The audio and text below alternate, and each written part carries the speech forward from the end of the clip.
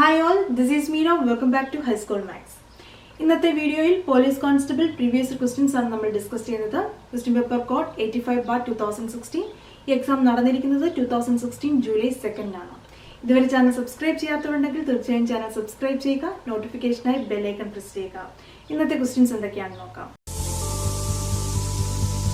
First question, 2:30 പകുതി. Option A 2:15, option B 1/2 whole raise to 30, option C 2:29, option D 1:15. ഒരു സംഖ്യയുടെ പകുതി എന്ന് പറഞ്ഞാൽ നമ്മൾ ചെയ്യുന്നത് ആ സംഖ്യനെ 2 കൊണ്ട് ഡിവൈഡ് ചെയ്യും. ഇവിടുത്തെ സംഖ്യ എന്താണ്? 2:30 ആണ്. ഇതിനെ നമ്മൾ 2 കൊണ്ട് ഡിവൈഡ് ചെയ്യുക. ഈ 2 എന്ന് പറഞ്ഞാൽ അതിന്റെ മീനിങ് എന്താണ്? 2:1 ആണ്.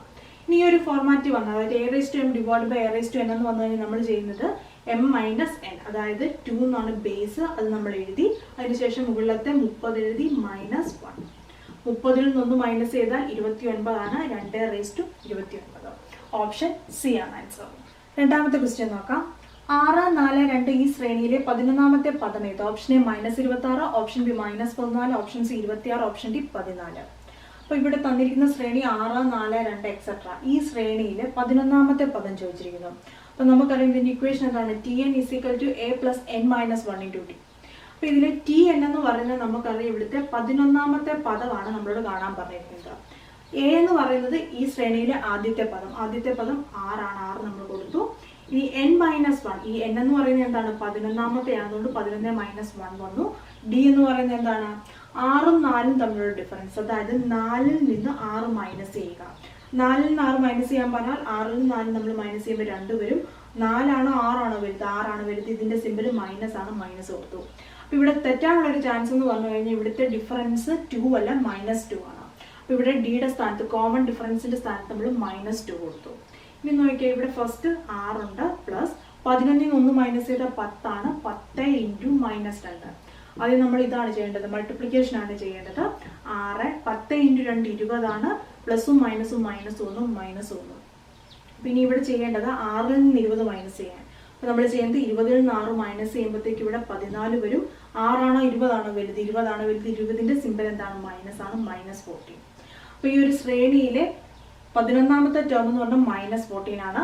ഓപ്ഷൻ ബി ആണ് ആൻസർ. ഇക്വേഷൻ അല്ലെങ്കിൽ നമുക്ക് ഈസി ആയിട്ട് ചെയ്യാം. 11ാമത്തെ ടേം ആണ് ചോദിച്ചിരിക്കുന്നത്, അതുകൊണ്ട് ഈസി ആയിട്ട് ഈ ഒരു ശ്രേണി എഴുതി നമുക്ക് കണ്ടെത്താവുന്നതാണ്. അതായത് 6, 4, 2 ഈ ഒരു ശ്രേണി നമ്മൾ തുടർച്ചയായിട്ട് എഴുതുക. 6-ൽ നിന്ന് 2 മൈനസ് ചെയ്ത് 4 വന്നു. 4-ൽ നിന്ന് 2 മൈനസ് ചെയ്ത് 2 വന്നു. 2-ൽ നിന്ന് 2 മൈനസ് ചെയ്ത് 0 വരും. 0-ൽ നിന്ന് 2 മൈനസ് ചെയ്ത് എന്താ വരിക? -2 വരും. പിന്നെ -4, -6, -8, -10, -12, -14. അപ്പൊ നമുക്കിവിടെ കിട്ടിയത് -14 ആണ്. അല്ലെ നമ്മളിങ്ങനെ ടേം എഴുതുക, എന്നിട്ട് നോക്കുക. 1, 2, 3, 4, 5, 6, 7, 8, 9, 10, 11. അപ്പൊ നമ്മളോട് ചോദിച്ചത് ഈ ശ്രേണിയിലെ 11ാമത്തെ ടേം ആണ്. 11ാമത്തെ ടേം എന്ന് പറയുന്നത് -14 ആണ്. മൂന്നാമത്തെ ക്വസ്റ്റ്യൻ നോക്കാം. ഒരു സമചതുര സ്തൂപികയുടെ വക്കുകളെല്ലാം 10 സെന്റിമീറ്റർ വീതമാണ്. അതിന്റെ പാർശ്വമുഖങ്ങളുടെ പരപ്പളവ് എത്ര? Option A 100√3 cm², option B 100 cm², option C 50√3 cm², option D 50 cm². അപ്പൊ സമചതുര സ്തൂപിക എന്ന് പറഞ്ഞു കഴിഞ്ഞാൽ അതിന്റെ ആകൃതി എന്താണ്? പിരമിഡിന്റെ ആകൃതിയാണെന്ന് പറയാം സമചതുര സ്തൂപിക. അതായത് അതിന്റെ ബേസ് എന്ന് പറയുന്നത് ഒരു സ്ക്വയർ ആണ്, സമചതുരമാണ്. അവിടെ നിന്ന് ത്രികോണങ്ങൾ, ഓരോ ത്രികോണങ്ങൾ വന്ന് ഒരു പോയിന്റിൽ ജോയിൻ ചെയ്യുന്നു. ഇതാണ് സമചതുര സ്തൂപിക. അതിന്റെ ഒരു തുറന്നുള്ളൊരു ഫിഗർ ആണ് ഇവിടെ കാണിച്ചിരിക്കുക. ഇനി ഇവിടെ പറയുന്നുണ്ട് ഒരു സമചതുര സ്തൂപികയുടെ വക്കുകളെല്ലാം 10 സെന്റിമീറ്റർ. വക്കുകൾ എന്ന് പറയുമ്പോഴത്തേക്ക് ഈ ബേസിലുള്ള 4 വശങ്ങൾ കൂടാതെ ഈ വരുന്ന ഓരോ ത്രികോണങ്ങൾ ഇതെല്ലാം തന്നെ 10 സെന്റിമീറ്റർ ആണെന്നാണ് തരുന്നത്. ഇതെല്ലാം തന്നെ അതിന്റെ വക്കുകളാണ്. ഇനി ഇവിടെ പറയുന്നത് പാർശ്വമുഖങ്ങളുടെ പരപ്പളവ്. അപ്പൊ ഇതിന്റെ ഈ ഒരു ഭാഗം എന്ന് പറയുന്നത് ഇതിന്റെ ബേസ് ആണ്, ഇതിന്റെ പാദമാണ്. പാർശ്വമുഖം എന്ന് പറഞ്ഞാൽ ഈ ത്രികോണങ്ങളാണ്. അപ്പം പാർശ്വമുഖങ്ങളുടെ പരപ്പളവ് എന്ന് പറഞ്ഞു കഴിഞ്ഞാൽ ഈ 4 ത്രികോണങ്ങളുടെയും കൂടെ ഏരിയ ആണ് ചോദിച്ചിരിക്കുന്നത്. അപ്പൊ ഇനി ഏരിയ, ഈ ഒരു ത്രികോണത്തിന്റെ ഏരിയ കണ്ടെത്തി കഴിഞ്ഞാൽ അതിനെ 4 കൊണ്ട് മൾട്ടിപ്ലൈ ചെയ്താൽ പോലും ടോട്ടൽ പാർശ്വമുഖങ്ങളുടെ ഏരിയ നമുക്ക് കിട്ടും. ഈ ഒരു ത്രികോണത്തിന്റെ ഏരിയയുടെ ഇക്വേഷൻ എന്താണ്? ത്രികോണത്തിന്റെ ഏരിയയുടെ ഇക്വേഷൻ ½ d എന്ന് പറയുന്നത് ഈ ബേസ് ആണ്, h എന്ന് പറയുന്നത് ഈ ഹൈറ്റ് ആണ്. അപ്പൊ നമുക്ക് ഈ ഒരു ത്രികോണത്തിന്റെ ഏരിയ കണ്ടെത്താം. ഏരിയ കാണുമ്പോഴത്തേക്കും നമുക്കറിയാം ½ ബേസ് എന്ന് പറഞ്ഞു കഴിഞ്ഞാൽ എന്ത് വരും? ബേസ് 10 ആണ്. കാരണം വക്കുകളെല്ലാം 10 സെന്റിമീറ്റർ നിന്ന് 10 കിട്ടി. ഇനി h എന്ന് പറഞ്ഞു കഴിഞ്ഞാൽ എന്താണ്? ഈ സ്ലാൻ ഹൈറ്റ് ആണ്. ഇത് നമുക്ക് അറിയാമോ? അപ്പൊ നമ്മൾ ഫസ്റ്റ് കണ്ടെത്തേണ്ടത് ഇതിന്റെ ഹൈറ്റ് ആണ്. അപ്പൊ അത് കണ്ടെത്താൻ വേണ്ടി ഇവിടെ തന്നിരിക്കുന്നത് ഇതാണ് നമുക്ക് കണ്ടെത്തേണ്ടത്. എല്ലാ ത്രികോണവും സെയിം ആണ്, അതുകൊണ്ട് ഇതാണ് നമുക്ക് h കണ്ടെത്തേണ്ടത്. ഇനി ഇത് ഇതെന്താണ്? ഒരു മട്ട ത്രികോണമാണ്, റൈറ്റ് ആംഗിൾ ട്രയാങ്കിൾ ആണ്. ഇത് ടോട്ടൽ 10 ആണെങ്കിൽ ഇതിന്റെ പകുതി എന്ന് പറഞ്ഞാൽ എന്തായിരിക്കും? 5. അപ്പോൾ ഈ സൈഡ് എന്ന് പറഞ്ഞാൽ എന്താണ്? 10. കാരണം നമ്മളിവിടെ പറഞ്ഞ എല്ലാ വക്കുകളും 10 സെന്റിമീറ്റർ ആണ്. അപ്പോൾ ഇതിൽ നിന്ന് പൈതഗോറസ് തിയറം അനുസരിച്ച് എച്ചിന്റെ വാല്യൂ എങ്ങനെ കണ്ടെത്താൻ പറ്റും? Square root of 10 square minus 5 square. 10ന്റെ സ്ക്വയർ 100 ആണെന്ന് അറിയാം, 5ന്റെ സ്ക്വയർ 25 ആണ്. 100ൽ നിന്ന് 25 മൈനസ് ചെയ്താൽ 75. Square root of 75. ഇനി സ്ക്വയർ റൂട്ട് ഓഫ് 75 എന്ന് പറഞ്ഞു കഴിഞ്ഞാൽ 75നെ ഞാൻ 5 കൊണ്ട് ഡിവൈഡ് ചെയ്യുമ്പോൾ ഇവിടെ 15 വരും. 15 ഇൻറ്റു 5 ആണ് 75. വീണ്ടും ഞാൻ 5 കൊണ്ട് കട്ട് ചെയ്യുമ്പോഴത്തേക്കും 3 വരും. 5 ഇൻറ്റു 3 ആണ് 15. അപ്പോൾ സ്ക്വയർ റൂട്ട് കാണാൻ പറയുമ്പോഴത്തേക്കും ഇതിൽ നിന്ന് 5 എനിക്ക് കിട്ടും, 3 കൊണ്ട് √3. അപ്പോൾ 5√3 സെന്റിമീറ്റർ ആണ് ഇവിടുത്തെ എച്ച് എന്ന് പറയുന്നത്. ഈ സ്ലാൻഡ് ഹൈറ്റ് എന്ന് പറയുന്നത് 5√3 സെന്റിമീറ്റർ ആണ്. ഈ എച്ച് ആണ് നമ്മളിവിടെ സബ്സ്റ്റിറ്റ്യൂട്ട് ചെയ്യുക. അപ്പോൾ ഇവിടെ എച്ച് 5√3. ഇതിന്റെ വാല്യൂ എന്ത് വരും? 10ഉം 2ഉം കൂടെ കട്ട് ചെയ്യുമ്പോൾ ഇവിടെ 5 വന്നു. 5 ഇൻറ്റു 5 25 വന്നു. 25√3. ഇനി നോക്കി 25√3 എന്ന് പറഞ്ഞാൽ ഈ ഒരു ത്രികോണത്തിന്റെ ഏരിയ ആണ്. ഇതിനെ എന്ത് ചെയ്യണം? 4 കൊണ്ട് നമ്മൾ മൾട്ടിപ്ലൈ ചെയ്യണം. കാരണം 4 ത്രികോണങ്ങളാണുള്ളത്. അപ്പോൾ 25 ഇൻറ്റു 4 100 ആണ്. 100√3 സെന്റിമീറ്റർ സ്ക്വയർ. അപ്പോൾ ഇവിടുത്തെ ആൻസർ പാർശ്വമുഖങ്ങളുടെ പരപ്പളവ് എന്ന് പറയുന്നത് ഓപ്ഷൻ എ ആണ്, 100√3 സെന്റിമീറ്റർ സ്ക്വയർ. 4ാമത്തെ ക്വസ്റ്റ്യൻ. കൂട്ടുപലിശ ക്രമത്തിൽ ബാങ്കിൽ നിക്ഷേപിച്ച ഒരു തുക 2 വർഷം കൊണ്ട് 6050 രൂപയും 3 വർഷം കൊണ്ട് 6655 രൂപയും ആയെങ്കിൽ പലിശ നിരക്ക് എത്ര? Option A 9, option B 10, option C 11, option D 12. അപ്പോൾ ഇവിടെ പറയുന്നത് ഒരു എമൗണ്ട് കൂട്ടുപലിശയാണ്. നമ്മൾ കൂട്ടുപലിശ രീതിയിലാണ് കണക്കാക്കുന്നത്. 2 വർഷം കൊണ്ട് ആ എമൗണ്ട് 6050 രൂപയും 3 വർഷം കൊണ്ട് ആ എമൗണ്ട് 6655 രൂപയായി. ഇനി ഇവിടെ കൂട്ടുപലിശ എന്ന് പറഞ്ഞു കഴിഞ്ഞാൽ എന്താണ്? നമ്മളൊരു തുക നിക്ഷേപിക്കും. ഇപ്പോൾ ഫസ്റ്റ് ഇയറിൽ അതിന്റെ പലിശ കണ്ടെത്തി കഴിഞ്ഞാൽ ആ പലിശ എമൗണ്ടൂടെ ആഡ് ചെയ്ത് ആ തുകയ്ക്കാണ് 2ാമത്തെ വർഷം പലിശ കണക്കാക്കുക. ഈ രീതിയിലാണ് മുന്നോട്ട് പോകുക. അപ്പോൾ ഇവിടെ നോക്കിയാൽ 2 വർഷം കൊണ്ടെന്ന് പറയുമ്പം 2 വർഷം കഴിഞ്ഞപ്പോൾ 6050 രൂപയായി ടോട്ടല്. അതായത് അതിന്റെ പ്രിൻസിപ്പൽ എമൗണ്ടും അതിന്റെ ഇൻട്രസ്റ്റോട് ചേർന്നു. ഇനി 3ാമത്തെ വർഷം വരുമ്പോഴത്തേക്കും ഈ 6050ന്റെ പലിശയാണ് കണക്കാക്കുക. 6050 ഇൻറ്റു പി നമുക്ക് കിട്ടി. എന്നു പറയുന്നത് 3ാമത്തെ വർഷം മാത്രത്തെ കേസ് പറയുമ്പോൾ 1 വർഷം. ഇനി റേറ്റ് ആണ് അറിയാത്തത്, അത് R/100 എന്ന് വന്നു. ഇനി ഇവിടുത്തെ പലിശ എന്ന് പറഞ്ഞു കഴിഞ്ഞാൽ എന്താണ്? 2ാമത്തെ വർഷത്തെ എമൗണ്ട് ആണ് ഇത്. 3ാമത്തെ വർഷം ഇത്രയും രൂപ കിട്ടിയതാണ്. ഇതിൽ നിന്ന് മൈനസ് ചെയ്താൽ മതി. 5ൽ നിന്ന് 0 മൈനസ് ചെയ്യുമ്പോഴത്തേക്ക് 5 വരും. 5ൽ നിന്ന് 5 പോയി കഴിഞ്ഞാൽ 0 വന്നു. 6 മൈനസ് 0 എന്ന് പറഞ്ഞാൽ 6. 605 രൂപയാണ് ഇവിടുത്തെ പലിശ. അപ്പോൾ ഇവിടെ എന്ത് വരും? 0യും 0യും ഞാൻ ക്യാൻസൽ ചെയ്തു. 605ഉം 605ഉം കട്ടാവും. പിന്നെ ഇനി എന്താണുള്ളത്? ഇവിടെ R/100 എന്നുള്ളത്, R/10 എന്നാണുള്ളത്. ഈ 10 ഇങ്ങോട്ട് വരുമ്പോഴത്തേക്ക് എന്താണ്? മുകളിൽ വരും. ഇവിടെ ഓൾറെഡി 1 ആണുള്ളത്. 1 × 10 എന്ന് വരും. അപ്പോൾ R = 10 വന്നു. 10% എന്ന് വന്നു. അപ്പോൾ ഇവിടുത്തെ റേറ്റ് പലിശ നിരക്ക് എന്ന് പറയുന്നത് ഓപ്ഷൻ ബി ആണ്, 10%. 5ാമത്തെ ക്വസ്റ്റ്യൻ.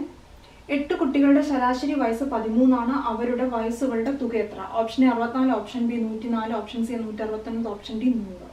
അപ്പോൾ നമുക്കറിയാം ശരാശരി എന്ന് പറഞ്ഞാൽ ആകെ ബൈ എണ്ണമാണ്. അതിൽ ഈ ആകെ ടോട്ടൽ കാണണമെങ്കിൽ എന്ത് ചെയ്താൽ മതി? ശരാശരി ഇൻറ്റു ആ എണ്ണം കൊണ്ട് മൾട്ടിപ്ലൈ ചെയ്താൽ മതി. ഇവിടെ നമുക്ക് തന്നിരിക്കുന്നത് 8 കുട്ടികൾ. ഇവിടുത്തെ നമ്പർ എന്ന് പറയുന്നത് 8 ആണ്. അതോടൊപ്പം തന്നെ ശരാശരി 13 എന്ന് തന്നിട്ടുണ്ട്. അപ്പോൾ ആകെ വയസ്സുകൾ കാണാൻ വേണ്ടി എന്ത് ചെയ്താൽ മതി? 13 × 8 ചെയ്താൽ മതി. 10 × 8 80 ആണ്. 8 × 3 24 ആണ്. ഇത്ര വരും 104. ഇവിടുത്തെ ആൻസർ ഓപ്ഷൻ ബി ആണ്, 104. 6ാമത്തെ ക്വസ്റ്റ്യൻ നോക്കാം. രാജൻ ഒരു ജോലി ചെയ്തു തീർക്കാൻ 10 ദിവസവും ജോണി അതേ ജോലി ചെയ്തു തീർക്കാൻ 15 ദിവസവും എടുക്കും എങ്കിൽ രണ്ടാളും ഒരുമിച്ച് ആ ജോലി ചെയ്തു തീർക്കാൻ എത്ര ദിവസം എടുക്കും? Option A 8, option B 5, option C 12.5, option D 6 ദിവസം. ഇവിടെ രാജൻ ഒരു ജോലി ചെയ്യാനായിട്ട് 10 ദിവസം, ജോണി 15 ദിവസം തന്നിട്ടുണ്ടെങ്കിൽ നമുക്ക് രണ്ടുപേരും കൂടെ ആ സെയിം ജോലി ചെയ്തു തീർക്കാനുള്ള ദിവസം കാണാൻ വേണ്ടി യൂസ് ചെയ്യുന്ന ഇക്വേഷൻ ആണ് xy / x + y. എന്താണ്? 10 × 15 ഡിവൈഡഡ് ബൈ 10 + 15 എന്ന് പറഞ്ഞു കഴിഞ്ഞാൽ 25 വന്നു. 5 × 3 15, 5 × 5 25, 5 × 2 10 വന്നു. 3 × 2 6 ദിവസം. ഈ ഇക്വേഷൻ ഓർമ്മയിൽ എന്താണ് ചെയ്യേണ്ടത്? ഇവരുടെ എഫിഷ്യൻസി അല്ലെങ്കിൽ ഇവരുടെ ഒരു ദിവസത്തെ ജോലി. രാജന്റെ ഒരു ദിവസത്തെ ജോലി എന്ന് പറഞ്ഞാൽ 1/10 ആണ്. ജോണിയുടേത് 1/15 ആണ്. ഈ രണ്ടു പേരുടെയും കൂടെ കാണാൻ വേണ്ടി ഒരു ദിവസത്തെ ജോലി കാണാൻ വേണ്ടി 1/10 + 1/15 ചെയ്യുക. ഇത് ചെയ്യുമ്പോൾ 25 ഡിവൈഡഡ് ബൈ 10 × 15 വന്നു. 1/6 എന്ന് വരും. ഈ 1/6 വന്നു കഴിഞ്ഞാൽ എത്ര ദിവസം കൊണ്ട് അവർ രണ്ടുപേരും കൂടെ ആ ജോലി ചെയ്ത് തീർക്കും? 6 ദിവസം കൊണ്ട്. ഈ രീതിയിൽ നമുക്ക് കണ്ടെത്താം. 7ാമത്തെ ക്വസ്റ്റ്യൻ. 240ന്റെ 75% + 90ന്റെ 33 1/3%. Option 210, option B 330, option C 108 1/3, option D 273 1/3. അപ്പോൾ ഇവിടെ ഫസ്റ്റ് 75% എന്ന് പറഞ്ഞു കഴിഞ്ഞാൽ എന്താണ്? 75/100. 75/100 എന്ന് പറയുന്നത് 3/4 ആണ്. 5 കൊണ്ട് നമ്മൾ കട്ട് ചെയ്യുവാണെങ്കിലും നമുക്കിവിടെ ലാസ്റ്റ് കട്ട് ചെയ്ത് വരുമ്പോഴത്തേക്കും 3/4 കിട്ടും. അല്ലെങ്കിൽ തന്നെ 75% എന്ന് പറഞ്ഞു കഴിഞ്ഞാൽ 3/4 ആണെന്ന് നമുക്കറിയാം. ഇനി നെക്സ്റ്റ് 33 1/3. ഫസ്റ്റ് ഞാൻ ഇതിനെ മിശ്ര ഭിന്നത്തെ വിഷമ ഭിന്നത്തിലേക്ക് മാറ്റുന്നു. ഇതിന്റെ ഡിനോമിനേറ്റർ 3 തന്നെ വരും. 33 × 3 99 വന്നു. 99 + 1 100 വരും. ഇനി ഇത്രയും പെർസെന്റ് എന്ന് പറയുമ്പോഴത്തേക്കും എന്താണ്? താഴെ ഒരു 100 കൂടെ വരും. 100 കട്ട് ചെയ്ത് കഴിഞ്ഞാൽ 1/3 എന്ന് വന്നു. അതായത് 75% 3/4 പോലെ 33 1/3% എന്ന് പറയുന്നത് 1/3 ആണ്. ഈ വാല്യൂസ് ഇവരോട് സബ്സ്റ്റിറ്റ്യൂട്ട് ചെയ്താൽ മതി. അതായത് 240ന്റെ 75%-ന് പകരം 3/4 പ്ലസ് 90ന്റെ 1/3. അതായത് 33 1/3% എന്നുള്ളത് 1/3 ആണ്. അപ്പോൾ ഇത് രണ്ടും വാല്യൂസ് കണ്ടെത്തി ആഡ് ചെയ്താൽ മതി. ഇവിടെ എത്ര വരും? 6 × 4 ആണ് 24, അതുകൊണ്ട് 60 വന്നു. 6 × 3 18 ആണ് 180. 180 പ്ലസ് ഇവിടെ 3 × 3 ആണ് എടുത്തത്, അതുകൊണ്ട് 30 വന്നു. 30 വന്നു. ഇത് തമ്മിൽ ആഡ് ചെയ്യുമ്പോൾ എന്ത് വരും? 210. Answer option A. എട്ടാമത്തെ ക്വസ്റ്റ്യൻ നോക്കാം. 4/5 + 1/2 + 6/5ന്റെ വില. Option A 1.57, option B 5.5, option C 0.91, option D 2.5. അപ്പോൾ ഇവിടെ നോക്കിയേ, ഇവിടെ തന്നിരിക്കുന്ന ഈ 3 ഭിന്നസംഖ്യകളിൽ 2 ഭിന്നസംഖ്യകളുടെ ഛേദം 5-ലാണ്. ഞാൻ അതിനെ 2 ഒരുമിച്ച് എഴുതി. 4/5 + 6/5. അപ്പോൾ ഇതിന്റെ ഛേദം സെയിം ആയതുകൊണ്ട് നമുക്ക് അത് ഈസി ആയിട്ട് ചെയ്യാൻ പറ്റും. അതായത് ഡിനോമിനേറ്റർ 5 വരും. 6 + 4 10 വന്നു. പ്ലസ് 1/2. ഇവിടെ നമുക്കിത് കട്ട് ചെയ്യുമ്പോഴത്തേക്കും ഇവിടെ 1 വന്നു 2. 5 × 2 ആണ് 10. അതായത് 2 + 1/2. 2 വരെയും കൂടെ ആഡ് ചെയ്ത് എത്രയാണ്? 2.5. ഓപ്ഷൻ എന്താണ് ആൻസർ? Option D. ഇനി ഇതല്ലെങ്കിൽ നമ്മൾ ആഡ് ചെയ്ത് നോക്കുകയാണെങ്കിൽ എത്ര വരും? 2 × 2 4 വന്നു. 1 × 1 1 വന്നു. /2. 4 + 1 5 വന്നു. 5/2 വരും. 5ന്റെ പകുതി എന്ന് പറഞ്ഞാൽ അത് 2.5 തന്നെയാണ്. അപ്പോൾ ഇവിടെ വെച്ച് തന്നെ നമുക്ക് കിട്ടി 2 + 1 2.5. 9ാമത്തെ ക്വസ്റ്റ്യൻ നോക്കാം. ഒരു കച്ചവടക്കാരൻ 5 രൂപയ്ക്ക് 6 എണ്ണം എന്ന തോതിൽ ചെറുനാരങ്ങ വാങ്ങുകയും 6 രൂപയ്ക്ക് 5 എണ്ണം എന്ന തോതിൽ വിൽക്കുകയും ചെയ്തു. അയാളുടെ ലാഭം എത്ര ശതമാനം? Option A 40%, option B 30%, option C 44%, option D 1%. അപ്പൊ ലാഭശതമാനം കണ്ടെത്താനുള്ള ഇക്വേഷൻ നമുക്കറിയാം. ലാഭം ഡിവൈഡഡ് ബൈ വാങ്ങിയ വില അല്ലെങ്കിൽ കോസ്റ്റ് പ്രൈസ് ഇൻറ്റു 100 ആണ്. ഇനി ഇവിടെ പറഞ്ഞിരിക്കുന്ന പ്രത്യേകത എന്താണ്? അതായത് ഫസ്റ്റ് പറഞ്ഞിരിക്കുന്നത് 6 എണ്ണം 5 രൂപയ്ക്ക് വാങ്ങി. അപ്പൊ ഇവിടെ നിന്ന് ഒരെണ്ണത്തിന്റെ കോസ്റ്റ് പ്രൈസ് അല്ലെങ്കിൽ വാങ്ങിയ വില എന്ന് പറയുന്നത് എന്താണ്? 6 എണ്ണത്തിന് 5 രൂപയാണെങ്കിൽ ഒരെണ്ണത്തിന്റെ വില 5/6 ആയിരിക്കും. ഇതുപോലെ തന്നെ ഇയാൾ വിറ്റത് പറയുന്നുണ്ട് 5 എണ്ണത്തിന് 6 രൂപയ്ക്ക് 5 എണ്ണം വാങ്ങി. അങ്ങനെയാണ് ഒരെണ്ണത്തിന്റെ വിറ്റ വില എന്ന് പറയുന്നത് 6/5 ആയിരിക്കും. അപ്പോൾ ഒരെണ്ണത്തിന്റെ കോസ്റ്റ് പ്രൈസും ഒരെണ്ണത്തിന്റെ സെല്ലിംഗ് പ്രൈസും, അതായത് വാങ്ങിയ വിലയും വിറ്റ വിലയും കിട്ടിയെങ്കിൽ നമുക്ക് അതിൽ നിന്ന് ലാഭശതമാനം കാണാലോ. അപ്പോൾ ഫസ്റ്റ് നമ്മളിവിടെ പറഞ്ഞ ലാഭം എന്ന് പറഞ്ഞാൽ എങ്ങനെയാണ് കാണുക? വിറ്റ വിലയിൽ നിന്ന് വാങ്ങിയ വില മൈനസ് ചെയ്യുക. അപ്പോൾ ഇവിടെ 6/5 മൈനസ് 5/6 ഇതാണ് ലാഭം. ഡിവൈഡഡ് ബൈ കോസ്റ്റ് പ്രൈസ് എന്ന് പറയുന്നത് 5/6 ആണ്. ഇൻറ്റു 100 വരും. ഇനി ഇവിടെ നമ്മൾ ക്രോസ് മൾട്ടിപ്ലിക്കേഷൻ ചെയ്യുവാണെങ്കിൽ 6 × 6 36 മൈനസ് 5 × 5 25 ഡിവൈഡഡ് ബൈ 6 × 5 30 വന്നു. ഇനി ഇവിടെ ഡിവിഷൻ ആണ് 5/6. ഈ ലാസ്റ്റ് ഇത് ചെയ്തതിന് ശേഷം നമുക്ക് ഇൻറ്റു 100 ചെയ്യാം. ഇവിടെ നോക്കാം 36 ൽ 25 മൈനസ് 11 വരും. 11/30 വന്നു. ഇനി ഭിന്നസംഖ്യകൾ തമ്മിലുള്ള ഹരണം എങ്ങനെയാണ്? ഇതിന്റെ വ്യൂക്രമം കൊണ്ട് നമ്മൾ മൾട്ടിപ്ലൈ ചെയ്യണം. അപ്പൊ ഇൻറ്റു ഇട്ടു 5/6ന്റെ വ്യൂക്രമം അതിന്റെ റെസിപ്രോക്കൽ എന്ന് പറഞ്ഞാൽ 6/5 ആണ്. ഇവിടെ 6 × 5 30 വന്നു. 11 ഡിവൈഡഡ് ബൈ 5 × 5 25 എന്ന് വന്നു. ഇനി നമ്മൾ ചെയ്യാനുള്ളത് എന്താണ്? ഇൻറ്റു 100 ആണ്. അതാണ് ലാഭം ശതമാനം കണ്ടെത്താൻ വേണ്ടി 100 കൊണ്ട് മൾട്ടിപ്ലൈ ചെയ്യും. 25 × 4 ആണ് 100. 11 × 4 44%. അപ്പോൾ ഇവിടുത്തെ ആൻസർ ഓപ്ഷൻ സി ആണ് 44%. 10ാമത്തെ ക്വസ്റ്റ്യൻ നോക്കാം. ഒരു ജോലിക്കാരൻ തന്റെ ജോലി സ്ഥലത്തേക്ക് സൈക്കിളിൽ മണിക്കൂറിൽ 30 കിലോമീറ്റർ വേഗതയിലാണ് പോകുന്നതെങ്കിൽ 20 മിനിറ്റ് താമസിച്ച് എത്തുകയുള്ളൂ. എന്നാൽ കാറിൽ മണിക്കൂറിൽ 60 കിലോമീറ്റർ വേഗതയിലാണ് പോകുന്നതെങ്കിൽ 20 മിനിറ്റ് നേരത്തെ എത്തും. എങ്കിൽ ജോലി സ്ഥലത്തേക്കുള്ള ദൂരം എത്ര? Option 85 kilometre, option B 80 kilometre, option C 30 kilometre, option D 40 kilometre. അപ്പോൾ ഇവിടെ പറയുന്നത് ഒരു ജോലിക്കാരന്റെ വീട്ടിൽ നിന്നും ജോലി സ്ഥലത്തേക്കുള്ള ദൂരം. ഈ ദൂരം എപ്പോഴും സെയിം ആയിരിക്കും. അത് ഞാൻ ഡി എന്ന് കൊടുത്തു. ഇനി ഇവിടെ പറയുന്നത് അദ്ദേഹം സൈക്കിളിൽ മണിക്കൂറിൽ 30 കിലോമീറ്റർ വേഗത, അതായത് 30 km/h എന്നാണ് അതിന്റെ മീനിങ്. മണിക്കൂറിൽ 30 കിലോമീറ്റർ ഇതാണ് വേഗതയെങ്കിൽ അത് അയാൾ എത്തിച്ചേരുന്ന ഒരു ടൈമിനേക്കാളും 20 മിനിറ്റോടെ താമസിച്ചെത്തും. അപ്പം സാധാരണ എത്തുന്ന ടൈം ടി ആണെങ്കിൽ അതിനേക്കാളും താമസം എന്ന് പറയുമ്പോൾ അതിൻ്റെ കൂടെ 20 മിനിറ്റോട് കൂടുതൽ എടുക്കും.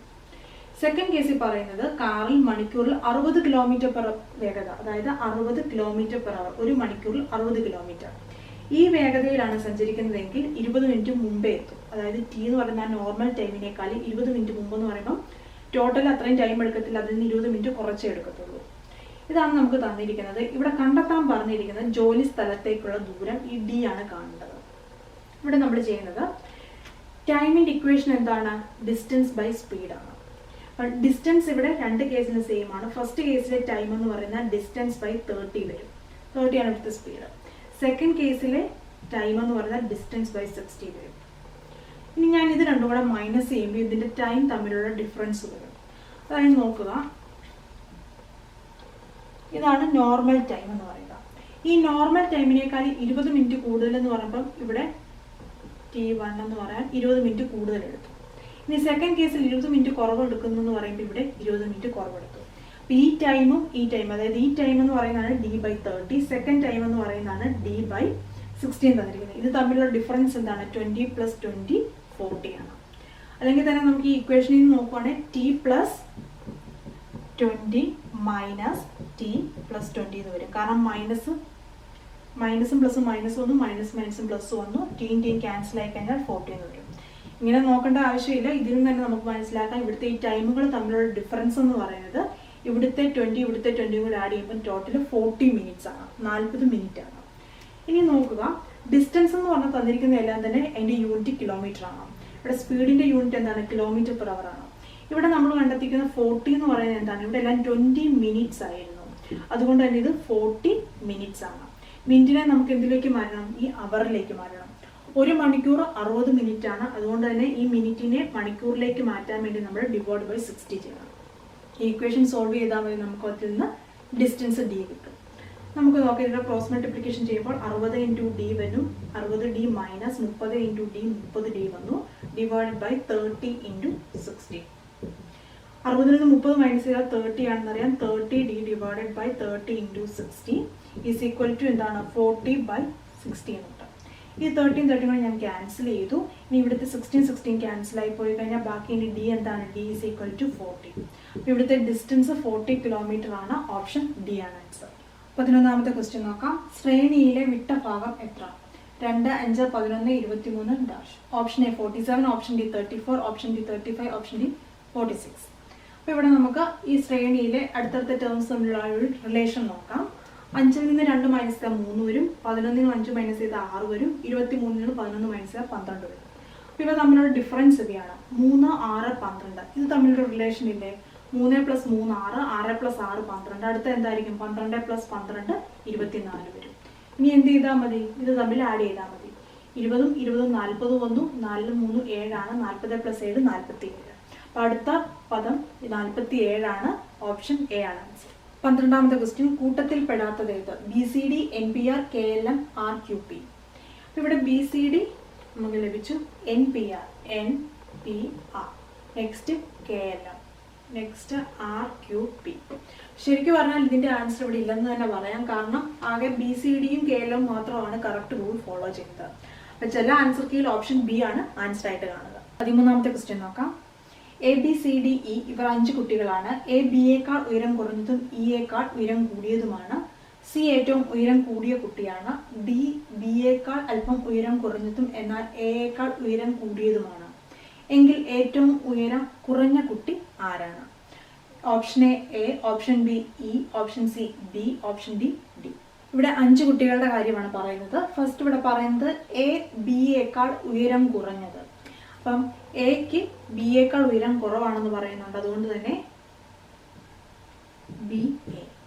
ഇനി എ എന്ന് പറയുന്ന വ്യക്തി ഇയേക്കാൾ ഉയരം കൂടിയതാണ്. ഇപ്പം എക്ക് ഇയേക്കാൾ ഉയരം കൂടുതലുണ്ട്. ഇനി ഏറ്റവും ഉയരം കൂടിയ കുട്ടി സി ആണെന്ന് പറയുന്നുണ്ട്. അപ്പോൾ ഏറ്റവും ഉയരം കൂടിയ ആൾ സി വന്നു. ഇനി ഡി ബിയേക്കാൾ അല്പം ഉയരം കുറഞ്ഞത്. ഡി എന്ന് പറയുന്നത് ബിയേക്കാൾ ഉയരം കുറവാണെന്ന് പറയുന്നുണ്ട്. അപ്പം ഡി ബിയേക്കാൾ ഉയരം കുറഞ്ഞ ആളാണ്, എന്നാൽ എയേക്കാൾ ഉയരം കൂടിയതുമാണ്. അപ്പോൾ ഇവരുടെ ഇടയിലായിട്ട് ഡി വരും. എങ്കിൽ ഏറ്റവും ഉയരം കുറഞ്ഞ കുട്ടി ഏത്? ഈ ഒരു ഓർഡർ അനുസരിച്ച്, അതായത് സി ബി ഡി എ ഇക്കകത്ത് ഏറ്റവും ഉയരം കുറഞ്ഞത് ഇ ആണ്. Answer option B. 14ാമത്തെ ക്വസ്റ്റ്യൻ.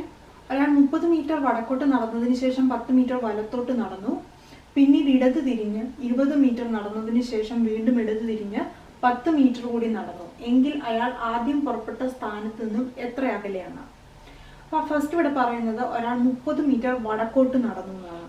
അപ്പോൾ വടക്കെന്ന് പറഞ്ഞു കഴിഞ്ഞാൽ നമുക്കറിയാം ഈ ഡയറക്ഷനാണ്. അപ്പോൾ ഇവിടെ നിന്ന് നമുക്ക് സ്റ്റാർട്ട് ചെയ്യാം. ഒരാൾ 30 മീറ്റർ വടക്കോട്ട് നടന്നു, അതിനുശേഷം 10 മീറ്റർ വലത്തോട്ട്. അപ്പോൾ ഈ ഒരു ഡയറക്ഷനിൽ നിൽക്കുമ്പോൾ വലത്തോട്ടെന്ന് പറഞ്ഞാൽ ഇങ്ങോട്ടാണ്, ഇങ്ങോട്ട് 10 മീറ്റർ. അപ്പോൾ ഈ ഒരു ഡയറക്ഷനിൽ നിൽക്കുവാണ്. പിന്നീട് ഇടത് തിരിഞ്ഞ് 20 മീറ്റർ. അപ്പോൾ ഈ ഒരു ഡയറക്ഷനിൽ നിൽക്കുമ്പോൾ ഇതാണ് വലത്ത്, ഇതാണ് ഇടത്ത്, ഇങ്ങോട്ട് 20 മീറ്റർ. ഇവിടെ എത്തി. നടന്നതിന് ശേഷം വീണ്ടും ഇടത് തിരിഞ്ഞ് 10 മീറ്റർ കൂടി. അപ്പം ഈ ഒരു ഡയറക്ഷൻ നിൽക്കുമ്പോൾ വലത്തിത് ഇടത്തിത് ഇങ്ങോട്ട് 10 മീറ്റർ കൂടി നടന്നെന്നാണ് പറയുക. അപ്പം ഇവിടെയാണ് അയാൾ വന്ന് നിൽക്കുന്നത്. ഇനി അയാൾ ആദ്യം പുറപ്പെട്ട സ്ഥാനത്ത് നിന്നും എത്ര അകലെയാണ്? അയാൾ ആദ്യം പുറപ്പെട്ട സ്ഥാനം ഇതാണ്. ഇപ്പം എൻഡ് ചെയ്ത് നിൽക്കുന്നത് ഇവിടെയാണ്. ഇവിടുത്തെ ടോട്ടൽ ഡിസ്റ്റൻസ് എന്ന് പറയുന്നത് എന്താണ്? ഇവിടെ ഇത്രയും 30 ഉണ്ട്, ഇവിടെ വരെ 30 ഉണ്ട്. ഈ ഡിസ്റ്റൻസ് എന്ന് പറയുന്നത് 20 ആണ്. 30 + 20 50 വരും. അപ്പോൾ ഇവിടെ നമുക്ക് ആൻസർ കിട്ടി 50 മീറ്റർ, ഓപ്ഷൻ സി. 15ാമത്തെ ക്വസ്റ്റ്യൻ നോക്കാം. ഒരേ അളവിൽ ജലം പ്രവഹിക്കുന്ന 3 ടാപ്പുകൾ 2 മണിക്കൂർ കൊണ്ട് ഒരു ടാങ്ക് നിറയ്ക്കുന്നു. അവയിൽ 2 ടാപ്പുകൾ പ്രവർത്തിക്കുന്നില്ല എങ്കിൽ ടാങ്ക് നിറയാൻ എടുക്കുന്ന സമയം എത്ര? Option A 2 hours, option B 3 hours, option C 5 hours, option D 6 hours. അപ്പോൾ ഇവിടെ പറഞ്ഞിരിക്കുന്നത് 3 ടാപ്പുകളുണ്ട്. ഈ 3 ടാപ്പുകൾ യൂസ് ചെയ്യുകയാണെങ്കിൽ ആ ടാങ്കിൽ വെള്ളം നിറയാൻ വേണ്ടി 2 മണിക്കൂർ എടുക്കത്തുള്ളൂ. ഇനി അവയിൽ 2 ടാപ്പുകൾ പ്രവർത്തിക്കുന്നില്ലെന്ന് പറഞ്ഞു കഴിഞ്ഞാൽ പിന്നെ ഇനി റിമൈനിങ് 3ൽ നിന്ന് 2 പോയി കഴിഞ്ഞാൽ 1 മാത്രമേ ഉള്ളൂ. ഈ ഒരു ടാപ്പ് കൊണ്ട് എത്ര മണിക്കൂർ കൊണ്ട് ഈ ടാങ്ക് നിറയുമെന്നാണ് ചോദിക്കുക. അപ്പം നമ്മൾ സാധാരണ ജോലിയും ആളുകളുടെ എണ്ണവും വെച്ച് പറയാറുണ്ട്. 5 ആളുകൾ ജോലി ചെയ്താൽ 10 ദിവസം എടുക്കും. അങ്ങനെയാണെങ്കിൽ 10 ആളുകൾ ജോലി ചെയ്താൽ എത്ര ദിവസം എടുക്കുന്നു? ആ ഒരു രീതി ചെയ്യുന്ന രീതിയിൽ തന്നെ നമുക്കിത് ചെയ്യാവുന്നതാണ്. അതായത് 3 ടാപ്പുകൾ യൂസ് ചെയ്ത് കഴിഞ്ഞാൽ 2 മണിക്കൂർ കൊണ്ട് നിറയുമെങ്കിൽ 2 ടാപ്പുകൾ പ്രവർത്തിക്കുന്നതിന് ഒരു ടാപ്പേ ഉള്ളൂ, 1 × x. ഈ x ആണ് കാണേണ്ടത്. അപ്പോൾ നമ്മൾ എന്താണ് ചെയ്യുക? 3 × 2/1 എന്ന് വരും. ദാറ്റ് ഈസ് ഈക്വൽ ടു 6 എന്ന് വന്നു. ഇവിടുത്തെ ആൻസർ ഓപ്ഷൻ ഡി ആണ്, 6 മണിക്കൂർ. ഇനി ചിലർക്ക് ഡൗട്ട് കാണും എങ്ങനെയാണ് ഇത് യൂസ് ചെയ്യുക എന്ന് മനസ്സിലാക്കുക. അപ്പോൾ ഇതൊരു ഇൻവേഴ്സ് പ്രൊപ്പോർഷനിലുള്ള ഒരു ക്വസ്റ്റ്യൻ ആണ്. അതായത് ഇവിടെ നോക്കുക, 3 ടാപ്പുകൾ യൂസ് ചെയ്യുമ്പോൾ 2 മണിക്കൂർ എടുക്കും. ഒരു ടാപ്പ് യൂസ് ചെയ്യുമ്പോൾ എത്ര മണിക്കൂർ എടുക്കും എന്നാണ് ചോദിക്കുക. ഇത് x1, ഇത് x2, ഇത് y1, ഇത് y2. ഇവിടെ നോക്കിയാൽ 3 ടാപ്പുകളിൽ നിന്ന് ഒരു ടാപ്പിലേക്ക് കുറയുവാണ് ചെയ്തത്. പക്ഷെ ഇവിടെ എന്തായിരിക്കും? കൂടുമായിരിക്കും വരിക. കാരണം 3 ടാപ്പ് യൂസ് ചെയ്യുമ്പോഴത്തേക്കും വേഗത്തിൽ വെള്ളം നിറയും. 2 മണിക്കൂർ കൊണ്ട് വേഗത്തിൽ ആ ടാങ്ക് നിറയും. ഇനി ആ 3 ടാപ്പിൽ 2 ടാപ്പിൽ ഒരു ടാപ്പിൽ നിന്ന് മാത്രമേ വെള്ളം വീഴുന്നുണ്ടെങ്കിൽ 2 മണിക്കൂർ നിറയത്തില്ല, 2ൽ കൂടുതൽ മണിക്കൂറുകൾ എടുക്കും. അപ്പോൾ ഇവിടെ എന്തായാലും ഇവിടെ വരാൻ പോകുന്നത് കൂടുതലായിരിക്കും. അത് ഇവിടെ 3ൽ നിന്ന് കുറയുവാണ്, ഇവിടെ 2ൽ നിന്ന് ഇങ്ങോട്ട് കൂടുമായിരിക്കും. ഇതാണ് ഇൻവേഴ്സ് പ്രൊപ്പോർഷൻ അല്ലെങ്കിൽ വിപരീത അനുപാതം എന്ന് പറയുക. ഇത്തരം കേസുകളിലാണ് നമ്മൾ ഈ ഒരു രീതി യൂസ് ചെയ്യുക. 6ാമത്തെ ക്വസ്റ്റ്യൻ നോക്കാം. ഒരു ക്ലോക്കിലെ സമയം 4:10. സമയം 4:30 ആകുമ്പോഴേക്കും മിനിറ്റ് സൂചി എത്ര ഡിഗ്രി തിരിഞ്ഞിട്ടുണ്ടാവും? Option A 20 degree, option B 90 degree, option C 120 degree, option D 180 degree. അപ്പോൾ ഇവിടെ മിനിറ്റ് സൂചിയുടെ കേസ് മാത്രം നമുക്ക് നോക്കിയാൽ മതി. ഫസ്റ്റ് ടൈം പറഞ്ഞിരിക്കുന്നത് 4:10. അപ്പോൾ ഇവിടെ 10 മിനിറ്റ് എന്ന് പറയുമ്പോൾ മിനിറ്റ് സൂചി എവിടെ ആയിരിക്കും? ഈ 2ലായിരിക്കും. ഇനി സമയം 4:30 എന്ന് പറയുമ്പോഴത്തേക്ക് മിനിറ്റ് സൂചി വരിക എങ്ങോട്ടായിരിക്കും? ഈ 6ലോട്ടായിരിക്കും. അപ്പോൾ ഇതിനിടയിലുള്ള ഈ ആംഗിളാണ് മിനിറ്റ് സൂചിയുടെ എത്ര ഡിഗ്രി തിരിഞ്ഞിട്ടുണ്ടെന്നാണ് ചോദിക്കുക. അപ്പോൾ ഈ ആംഗിളാണ് കണ്ടെത്തേണ്ടത്. നമുക്കറിയാം ഈ ഓരോ മണിക്കൂറിനും ഇതിനിടയിലുള്ള ആംഗിൾ എന്ന് പറഞ്ഞാൽ എത്രയാണ്? 30 ഡിഗ്രിയാണ്. ഇത്രയും എത്ര ഉണ്ട്? ഇവിടെ 1 2 3 4 4 × 30, 4 × 3 12 ആണ്, 120 ഡിഗ്രി. ഇവിടുത്തെ ആൻസർ 120 ആണ്, ഓപ്ഷൻ സി. അതായത് ഇവിടെ ടോട്ടൽ 360 ആണെന്ന് അറിയാം. ഈ ഒരു പോയിന്റിന് ചുറ്റുമായിട്ട് 360 ആണ്. അതേ ഡിവൈഡ് ബൈ 12 ഈക്വൽ ആയിട്ട് ഡിവൈഡ് ചെയ്തുകൊണ്ടാണ് 12 കൊണ്ട് നമ്മൾ ഡിവൈഡ് ചെയ്താൽ നമുക്കിവിടെ 30 വരും. ഇങ്ങനെയാണ് ഓരോ മണിക്കൂറിനും ഇടയിലുള്ള, അതായത് 12നും 1നും ഇടയിൽ 30 ഡിഗ്രി. ഇത് നമുക്കറിയാമെങ്കിൽ ഇത് ഈസി ആയിട്ട് കണ്ടെത്താവുന്നതേ ഉള്ളൂ. ഇതിനിടയിൽ എന്ന് പറഞ്ഞു കഴിഞ്ഞാൽ 1 2 3 4, അത് 4 × 30 ചെയ്താൽ മതി, 120 ഡിഗ്രി. 17ാമത്തെ ക്വസ്റ്റ്യൻ നോക്കാം. 2007 ജനുവരി 1 തിങ്കളാഴ്ച ആയാൽ 2008 ജനുവരി 26 ഏത് ദിവസമാണ്? ഓപ്ഷൻ എ വ്യാഴം, ഓപ്ഷൻ ബി വെള്ളി, ഓപ്ഷൻ സി ശനി, ഓപ്ഷൻ ഡി ഇതൊന്നുമല്ല. അപ്പോൾ ഇവിടെ തന്നിരിക്കുന്ന 2007 ജനുവരി 1 തിങ്കളാഴ്ച, മൺഡേയും തന്നിട്ടുണ്ട്. 2008 നെക്സ്റ്റ് ഇയറിലെ ജനുവരി 26 ആണ് കാണേണ്ടത്. അപ്പോൾ ഫസ്റ്റ് നമ്മൾ നോക്കുന്നത് ഈ പറഞ്ഞിരിക്കുന്ന കാലയളവിൽ ഫെബ്രുവരി ഏത് വർഷം വരുമെന്നാണ്. ഈ ജനുവരി 1 തൊട്ട് ഇവിടുത്തെ ജനുവരി 1 ഫെബ്രുവരി ഇവിടെയാണ് വരിക. 2007 ലീപ്പ് ഇയർ ആണോ? അതിൻ്റെ ലാസ്റ്റ് തന്നെ 7 കൊണ്ടാണ് അത് എൻഡ് ചെയ്യുന്നത്. അതുകൊണ്ട് തന്നെ 4 കൊണ്ട് അതിനെ പ്രോപ്പറായിട്ട് നമുക്ക് ഡിവൈഡ് ചെയ്യാൻ പറ്റത്തില്ല, അതൊരു ലീപ്പ് ഇയർ അല്ല. അങ്ങനെയാണെങ്കിൽ ഒരു സാധാരണ വർഷമാണ് നമുക്ക് കിട്ടി. അങ്ങനെ ആണെങ്കിൽ 2008 ജനുവരി 1 ഏത് ദിവസമായിരിക്കും? മൺഡേയുടെ നെക്സ്റ്റ് ഡേ ട്യൂസ്ഡേ ആയിരിക്കും, ചൊവ്വാഴ്ച ആയിരിക്കും. കാരണം ഇത് സാധാരണ വർഷങ്ങളുടെ കേസിൽ 2007 ജനുവരി മൺഡേ ആണെങ്കിൽ 2008 ജനുവരി 1 ഇതിന്റെ നെക്സ്റ്റ് ഡേ ട്യൂസ്ഡേ ആയിരിക്കും. അത് നമ്മൾ അറിഞ്ഞിരിക്കണം. ഇനി ജനുവരി 1 ട്യൂസ്ഡേ എന്ന് കിട്ടി, അതിൽ നിന്ന് നമ്മൾ 26-ാം തീയതി കാണണം. അതിനുവേണ്ടി നമ്മൾ അറിയേണ്ട കാര്യം 1, 8, 15, 22, 29, അതായത് ഓരോ ഡേറ്റിനോടും 7 ആഡ് ചെയ്തത്. ഒരു മാസം ഈ ദിവസങ്ങളെല്ലാം തന്നെ സെയിം ഡേ ആയിരിക്കും. അപ്പം 1-ാം തീയതി ട്യൂസ്ഡേ എന്ന് പറഞ്ഞു കഴിഞ്ഞാൽ ആ 22-ാം തീയതിയും ട്യൂസ്ഡേ ആണ്. അപ്പം ഈ 2008 ജനുവരി 22 ട്യൂസ്ഡേ ആണ്. നമുക്ക് അറിയേണ്ടത് 23, 24, 25, 26-ാം തീയതിയാണ്. ഇത് ട്യൂസ്ഡേ ആണെങ്കിൽ വെനസ്ഡേ, തേഴ്സ്ഡേ, ഫ്രൈഡേ, സാറ്റർഡേ. അപ്പോൾ ഇവിടെ നമ്മൾ ആൻസർ കിട്ടി 2008 ജനുവരി 26 സാറ്റർഡേ ആണ്, ശനിയാഴ്ചയാണ്. ഓപ്ഷൻ സി ആണ് ആൻസർ. 18ാമത്തെ ക്വസ്റ്റ്യൻ നോക്കാം. കൂട്ടുക എന്നതിന് ഹരിക്കുക എന്ന ചിഹ്നവും കുറയ്ക്കുക എന്നതിന് പ്ലസും ഗുണിക്കുക എന്നതിന് മൈനസും ഹരിക്കുക എന്നതിന് ഗുണന ചിഹ്നവും ഉപയോഗിച്ചാൽ 2 - 8 + 8 × 4 + 10 ഇതിന്റെ വാല്യൂ എത്രയെന്നാണ് ചോദിക്കുക. Option A 8, option B 14, option C 7, option D 10. നമുക്കതൊന്ന് ചെയ്ത് നോക്കാം. അപ്പോൾ ഇവിടെ പറഞ്ഞിരിക്കുന്ന അനുസരിച്ച് ഫസ്റ്റ് കൂട്ടുക എന്നതിന് ഹരണചിഹ്നമാണ് പറയുക. അപ്പോൾ ഇവിടെയും ഡിവിഷൻ വരും, ഇവിടെയും ഡിവിഷൻ വരും. ഇനി കുറയ്ക്കുക എന്നതിന് പ്ലസ്, കുറയ്ക്കുന്നതിന് പകരം പ്ലസ് വന്നു. ഇനി ഇവിടെയുള്ളത് ഗുണനചിഹ്നമാണ്, ഗുണിക്കുക എന്നതിന് പകരം മൈനസ് എന്ന് വന്നു. അപ്പോൾ നമ്മൾ ബോർഡ് മാസ് റൂൾ ഫോളോ ചെയ്യാണ്. ഫസ്റ്റ് നമ്മൾ ചെയ്യുന്ന ഓപ്പറേഷൻ ഡിവിഷൻ ആണ്. ഇവിടെ 8/8 ഉണ്ട്, ഇവിടെ 4/10 ഉണ്ട്, മൈനസ് ഇവിടെ 2+. ഇവിടെ കട്ട് ചെയ്യുമ്പോഴത്തേക്കും 1 വന്നു, മൈനസ് ഇവിടെ നമുക്ക് ഇവിടെ 2 കൊണ്ട് കട്ട് ചെയ്യുവാണെങ്കിൽ 2 × 2 വന്നു 4 വന്നു, 5 × 2 10 വന്നു, 2/5 വന്നു. ഇനി ഇവിടെ എന്താണുള്ളത്? 2+ ഉണ്ട്. 2 + 1 3 ആണ്, 3 - 2/5 വന്നു. നമ്മൾ ചെയ്യുവാണെങ്കിൽ എന്ത് വരും? 5 × 3 15, 15 - 2/5 വന്നു. അതായത് 15-ൽ നിന്ന് 2 മൈനസ് ചെയ്താൽ 13 വന്നു, 13/5 വന്നു. ഇവിടെ നമുക്ക് കിട്ടിയ ആൻസർ 13/5 ആണ്. ഓപ്ഷനിൽ കറക്റ്റ് ആൻസർ ഇല്ല, പക്ഷേ ആൻസർ കീഴിൽ ഓപ്ഷൻ 8 ആണ് ആൻസർ ആയിട്ട് കാണിക്കുക. അപ്പോൾ നിങ്ങൾക്ക് ഈ ക്വസ്റ്റിന് കിട്ടുന്ന ആൻസർ കമന്റ് ചെയ്യാവുന്നതാണ്. 19ാമത്തെ ക്വസ്റ്റ്യൻ നോക്കാം. 4 = 8, 5 = 15, 6 = 24, 7 = 35 ആയാൽ 8 dash. Option 43, option B 56, option C 18, option D 48. അപ്പോൾ ഫസ്റ്റ് നമുക്ക് വന്നിട്ട് 4 8 തമ്മിലുള്ള റിലേഷൻ എന്താണ്? 4 × 2 ആണ് 8. പിന്നെ 5 × 3 ആണ് 15, 6 × 4 ആണ് 24, 7 × 5 ആണ് 35. അപ്പോൾ നെക്സ്റ്റ് ഇനി എന്തായിരിക്കും? ×6. 8 × 6 48 ആണ്. ഓപ്ഷൻ ഡി ആണ് ആൻസർ. 20ാമത്തെ ക്വസ്റ്റ്യൻ നമുക്ക് നോക്കാം. ഇംഗ്ലീഷ് അക്ഷരമാലയിലെ അക്ഷരങ്ങളെ A = 5, B = 6, C = 7 എന്ന ക്രമത്തിൽ സൂചിപ്പിച്ചാൽ താഴെ കൊടുത്ത സംഖ്യ എന്തിനെ സൂചിപ്പിക്കുന്നു? 17, 5, 23, 24, 9, 22. Option A master, option B magnet, option C mapping, option D another. ഇവിടെ പറഞ്ഞിരിക്കുന്നത് ABCD വരെയുള്ള അക്ഷരമാലയിൽ എക്ക് 1ന് പകരം 5 കൊടുത്തു, നെക്സ്റ്റ് 6, 7 ഈ രീതിയിൽ പോവാണ്. അങ്ങനെ വരുമ്പോൾ ഇസഡ് എത്ര വരും? 30 വരും. ഇനി ഇങ്ങനെയാണെങ്കിൽ ഈ തന്നിരിക്കുന്ന സംഖ്യകൾ നമ്പേഴ്സ് എന്തിനെ ഏത് ലെറ്ററിനെയാണ് റെപ്രസെന്റ് ചെയ്യുക എന്നാണ് പറയേണ്ടത്. 17 നോക്കി, 17 എന്ന് പറഞ്ഞു കഴിഞ്ഞാൽ M വന്നു, 5 എന്ന് പറഞ്ഞാൽ A ആണ് ഇവിടെ തന്നിട്ടുണ്ട്, 23 വരുമ്പം S വന്നു, 24 ആണ് നെക്സ്റ്റ്, T വന്നു, 9 E വന്നു, 22 എന്ന് പറയുന്നത് R വന്നു. മാസ്റ്റർ ഓപ്ഷൻ എ ആണ് ആൻസർ. അപ്പോൾ ഈ ഒരു ക്വസ്റ്റ്യൻ ഇത് ഈസി ആയിട്ട് കണ്ടെത്താൻ വേണ്ടി ഇവർ തന്നിരിക്കുന്ന ഒരു മെത്തേഡ് എന്താണ്? അപ്പോൾ 5A ആണെന്ന് ഇതിൽ നിന്ന് തന്നെ കിട്ടി. 23, 24 അടുത്തടുത്ത 2 അക്ഷരങ്ങളായിരിക്കണം. ഈ ഓപ്ഷനിൽ നോക്കുവാണെങ്കിൽ അടുത്തടുത്ത 2 അക്ഷരങ്ങൾ എന്ന് പറയുന്നത് എസും ടിയും ആണ്. ഓപ്ഷൻ എ ആണ് ആൻസർ. അപ്പോൾ ഇന്ന് നമ്മൾ ചെയ്തത് 20 ക്വസ്റ്റ്യൻസ് ആണ്. 20 ക്വസ്റ്റ്യൻസ് നിങ്ങൾക്ക് മനസ്സിലായെന്ന് വിചാരിക്കുന്നു. ക്ലാസ്സിനെ കുറിച്ചുള്ള അഭിപ്രായങ്ങൾ നിങ്ങൾക്ക് കമൻറ്റ് ചെയ്യാവുന്നതാണ്. നമുക്ക് അടുത്ത ക്ലാസ്സിൽ കാണാം. ബൈ.